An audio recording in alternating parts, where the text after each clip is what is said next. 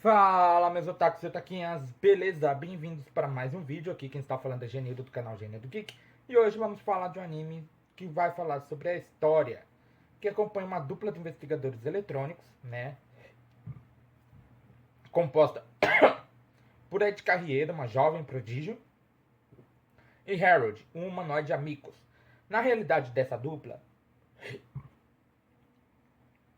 uma pandemia de encefalite viral se espalhou no ano de 1992. Tô com crise de arroto, galera. E como consequência houve uma evolução tecnológica chamada de Orforma. Um dispositivo que é implantado no cérebro, registra sentidos e emoções. Com isso, investigar crime significa se debruçar em vários dados coletivos. E estou falando de sua forma.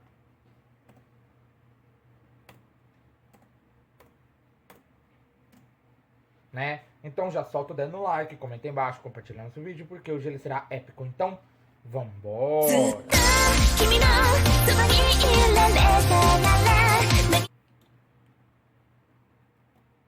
Bom, galera, nesse episódio nós vemos, né, que o próprio... Nesse episódio nós vemos que o Harold estava com a intenção de matar o assassino, que seria o Pesadelo de São Petersburgo. Ele realmente, a Napolov era realmente o Pesadelo de São Petersburgo, tanto que quando a Rieda estava tentando proteger o Harold. Por quê? Se o Harold fizesse o que ele estava querendo fazer, porque ele estava com uma motosserra ali, iria desmembrar o Napolov, né? Ele seria levado pela equipe lá que criou ele e seria desligado, justamente porque ele desobedeceu às leis de respeito, né? As leis de respeito. E ela queria proteger ele para que ele não fizesse isso. Por quê? Porque ela sabe que o próprio Sozon não iria que ele fizesse isso, não iria querer que ele buscasse a vingança, né? Porque a vingança nunca leva a nada, né? A vingança nunca é plena, mata a alma e a envenena. Grande ser uma droga com as filosofias mais da hora do mundo inteiro, né? Mas quando ele iria continuar, ele não esperava que a própria Rieda atirasse nele, né? Ele não esperava que ela fosse fazer isso, ele não esperava que ela fosse apertar o gatilho. E quando ela aperta o gatilho, ele desvia, claro que a bala passa de raspão no ombro dele, e ele pega ele e eles começam a conversar, a discutir, e ali dentro daquele momento ele começa a chorar, né? Eu não esperava que um robô pudesse chorar, né? Porque é um Amicus, é um robô, né? Mas é um anime, né? Então praticamente tudo pode dentro de um anime. E quando ele estava chorando, ele abandona essa ideia de matar o Napolov. Só que o próprio Napolov acaba tirando a vida dele mesmo. Quando os policiais chegam, ele rouba a arma de um dos policiais. A Riera estava tentando justificar tentando proteger o Harold, né? Falando que não foi ele que atirou, foi ela que atirou no Napolov. Só que o Napolov tinha roubado a arma de um policial, de um oficial, né? E atirado nele mesmo. Ele estava num estado de coma, né, ali, né? Então eles pedem pra Rieda e pro Harold fazerem a imersão dentro do cérebro, né? Coletar os dados e saber sobre as coisas que o Napolov fez como o terror de São Petersburgo. Realmente, ele era sim o terror de São Petersburgo. O outro cara lá que trabalhava na perícia era aliado dele, né? Ele mesmo matou o Baev, né? Lá o Baev. Ele matou o cara, né?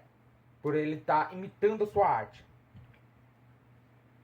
E lá no passado, quando o Sozan foi raptado, ele foi tirar satisfação, né? Com o cara que trabalha na perícia. Né? O cara trabalha na perícia, então ele foi tirar uma satisfação com o cara.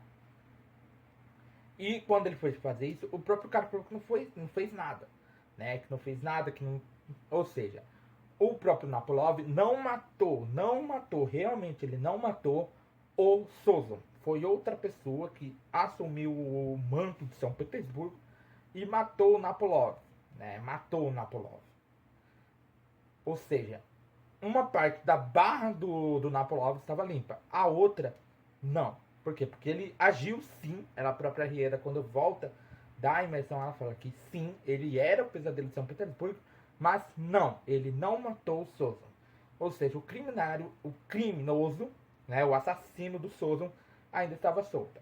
Ele vai lá entregar o Nikolai para a própria mãe, que seria a mãe do Sozon, junto com a viúva do Sozon, né? Ela agradece, né? Ele entrega o tablet onde estaria o clone digital do Sozon, só que ela fala que não precisa disso, e ele volta lá para o laboratório que tinha criado isso, para a empresa que tinha criado o clone digital, e resolve entregar esse clone justamente para a gerente daquele lugar. Só que o marido dela era um amigo criado pelo mesmo cara que criou lá a Tosti, né? Então ele, a empresa que criou o Harold fazia a manutenção desse marido dela, mas o cara que criou, né, personalizou ele e tudo mais, foi o cara que criou o organismo Toasty, né? Criou a tecnologia Toasty. Então, ali dentro daquele momento ele sente que tem algo errado, né? Só que a própria Rieda fala, será que o marido dela não vai mais ver ela como esposa? Fala, nunca... amigos nunca demonstram sentimentos. Por quê? Porque são robôs. Então, é praticamente impossível um robô demonstrar sentimento para outra pessoa. Mas ele faz do jeito que a pessoa desejar que seja, né? O que a pessoa realmente quiser que ele faça, ele vai fazer, sem sombra de dúvidas. Mas, em relação a sentimentos, emoções, essas coisas, ele não vê nada, ele não sente nada. Ou seja, um robô sem emoção, né? É um robô literalmente sem emoção. O dia que a humanidade criar um robô que tenda os sentimentos, tipo a Frank, né? Porque a Frank era da hora. Isso vai ser uma revolução muito tecnológica, porque robôs já existem, mas com certeza são sem emoções, sem nada pra falar ou qualquer outro tipo de coisa, né? E ele iria continuar a sua busca, né, pelo assassino do Sozon. Ele decide abandonar aquele cachecol que era do Sozon e usar o cachecol que a própria Biga deu pra ele, né? A própria Biga acabou dando um cachecol pra ele e ele começa a usar. E ela fica feliz por ver ele usando o cachecol que ela deu pra ele. E é isso, galera. Meu nome é Genil, do canal Genil do Geek. Esperaria aqui sentadinho todo dia, então já vai sentando, dando no like, compartilhando no canal para seus amigos. Aproveita, aperta o botão do inscreva-se, botão do sininho. Arigatou e sayonara.